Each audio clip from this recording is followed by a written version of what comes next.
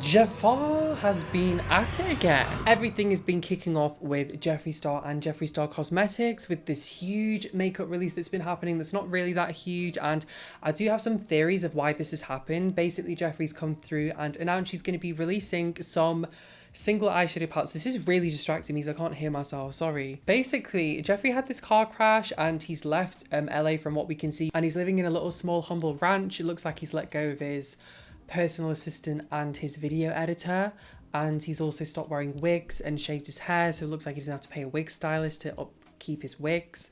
So, you know, from the outside, one could hypothesize that there's an issue happening financially, right? Jeffree, I do believe Jeffree Star Cosmetics did take a COVID loan from the US government, which is taxpayer funded, I believe. But then at the same time, he was also doing $5,000 giveaways on Instagram, I think, as well. So it's kind of weird how that works out. Anyway, this whole drama's kicked off because Jeffree's products, his makeup has been on a huge sale for a long time now. We've seen palettes being sold at 50% off. We've seen $18 liquid lipsticks being sold at something like $3 or $4. And multiple other products as well, the exact same sort of thing happening. People have not been watching Jeffree's videos as much as they have in the past, and people even on blogs and gossip blogs and that used to frequently talk about Jeffree and be interested in what he was doing, whether it was bitching about him or supporting him, it's all died down. I think after the scandal last year with James and with Tati and the endless chances, I think people have moved on, which is quite interesting. I never thought I would ever say that because it was just constantly, you know, something was always happening with Jeffree and people were talking about it. But even with the manufactured propaganda and stuff like that, it doesn't look like it's working anymore. It looks like people have sort of moved on, right? I kind of think the beauty community in general is almost deflated a little bit, right? Which I don't think is a bad thing, I must say, because we all think it was getting a bit crazy for a while, right? Anyway, he's announced he's going to be selling these single eyeshadows for $10. Quite a lot of money for what they are, and considering how much he sells his palettes for as well. Just for comparison, this is how many shades you would usually get in a Jeffree Star eyeshadow palette. This is the cost of the palette, and this is the cost of what you are paying per shade. At $10 per pan, this is what you are paying. We have the $10 per pan, we have this many shades in an eyeshadow palette, and this is your bottom line of how much you are paying for these shades individually, which is ridiculous. But my thinking with this is, you know, I've had some inside sources. I can't say too much because I'll get people in trouble, but it looks like Jeffree has been financially seeking finance.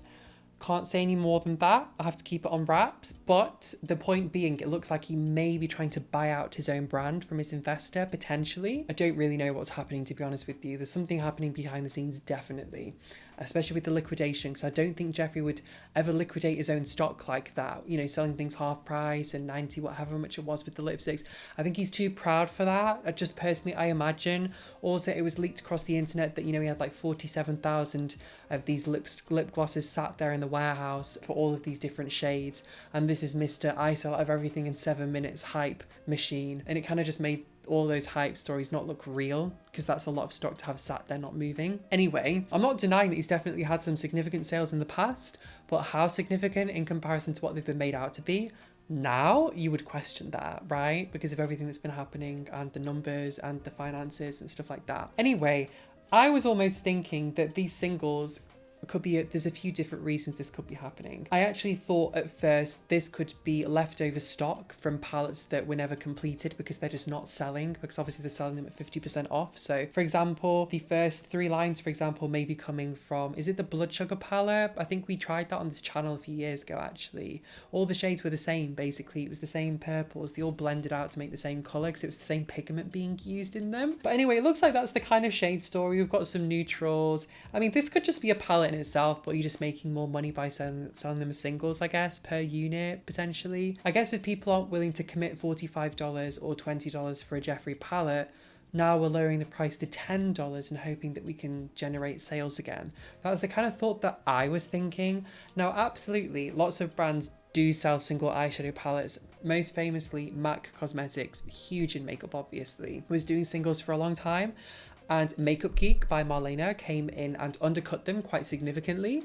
Makeup Geek was really big for a few years, but then people bought into like the Morphe palettes, I think, and Makeup Geek died down a bit. And MAC also significantly slashed the prices of their singles, almost in line with Marlena's prices, I think. So that will have also had a huge impact on profit margins and stuff like that for Makeup Geek. Did he sell for like $5 or $7 or something? I don't think they sell for 10. Now, obviously, Jeffree's using a slightly bigger pan, but most people don't really care about that. The way that they've marketed this, if we read the Instagram post together, they've said, "The wait is finally over."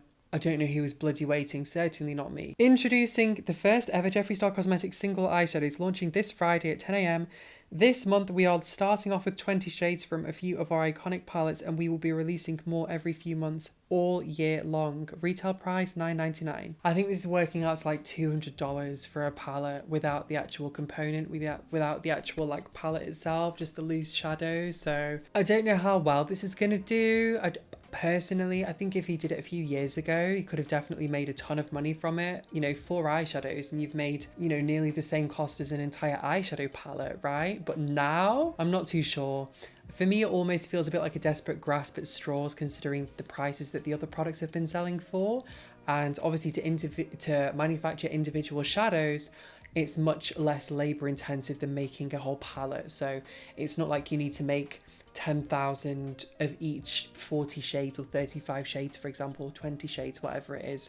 Instead, you're literally making, you know, probably 2,000 of this shade because, you know, people really like it, 1,000 of this one, 4,000 of that one. It's much easier in that respect to manage it if you don't have high sales and you need to worry about which products are selling and not selling. Anyway, that's just my opinion on the situation. Anyway, why didn't we have a peep at what the internet has been saying about this? Because the comments have been juicy. Bloods Only said, "I just think it's more wild that he did this, but then announced magnetic palettes wouldn't be coming till summer. I mean, yeah, you can use another, obviously, but from a marketing standpoint, it just doesn't make any sense." That's really true. Like, I think if you have really high cash flow, to manufacture a magnetic palette is very simple, especially because Jeffree, from my understanding, doesn't use unique components like his lipsticks, for example. He shares the same tube with Wet n Wild, which is a pre-made tube. There are prestige brands out there like Marc Jacobs and Too Faced that make custom tubes for their formulas, and that can cost anything between $20,000 to $40,000 to make a custom mold that's then injection molded. Trust me, I know, because I'm trying to do my own and it's very expensive and very time consuming. Most brands tend to buy molds that are already open and in use and available to the public, such as Jeffree using those ones and, you know, various other brands, for example. So with the magnetic palettes, my point being, there's so many manufacturers that make magnetic palettes. To have someone bedazzle it for you and just make a quick 1,000 units of them. I mean, considering the quality of Jeffree's previous products, it literally looks, you know, from previous launches, like very, very simple kids' toys almost quality, right? This is not prestige. This is not machined metal. This is not anything that looks like it's been created by hand. It's quite simple products, right? So I don't understand why you couldn't just pay a factory, you know, $3 a unit to bedazzle some magnetic palettes for you, put them in a nice box and retail them for $20, $30, because it looks like that's similar to what he's done previously with some of these other products, right? It looked, generally speaking, quite simple. So that's why I was just a bit confused by that. It makes me think, is there a cash flow issue? Also, because the range is relatively small for a brand that's so big, you would expect them to launch a ton of different shadows, but I guess at the same time, the counter argument would be it's building awareness of the shadows that are launching and what's available, and then slowly releasing more and adding to that. As far as like, I personally don't use magnetic palettes that much anymore. I'd rather have like 6 different palettes that I can just dig into where I know they've got good colors than have like a pre-made custom palette. But I think if I had the time and I was organized enough, I'd probably try and do a magnetic palette for myself, but it's a lot of work, isn't it? Pestacat said, "I think he's struggling and trying to grab as much cash as he can." Very, very interesting. You know, there's a famous phrase, what goes up must come down. Let me tell you, when that apple fell into Isaac Newton's head, we all knew what was going to happen to Jeffree at some point, right? PVKE, which kind of reads as puke, said $200 for a palette without the component. Out of here, beach. That's definitely really true. Like, can you, I don't know. I think for certain brands to do that, I would understand it, right? Just to give some context. If a brand, a smaller, bespoke, boutique brand, is doing individual eyeshadows, and those eyeshadows are all unique in formula, like not just the pigments, but completely different formula lists, like the original Anastasia Modern Renaissance palette that they then updated, and all the ones they did after that were generally the same formula with different pigments. But the Modern Renaissance, it looked like they were really paying attention to every shade, right, with custom, which is very difficult to do, very time consuming, takes ages. Compliance is a lot more difficult as well to sell into different countries and get the eye safety certificate and stuff like that. But it would kind of make sense if a brand is individually doing these shades, like a brown, a black, a big shade, and it's the best you've ever tried.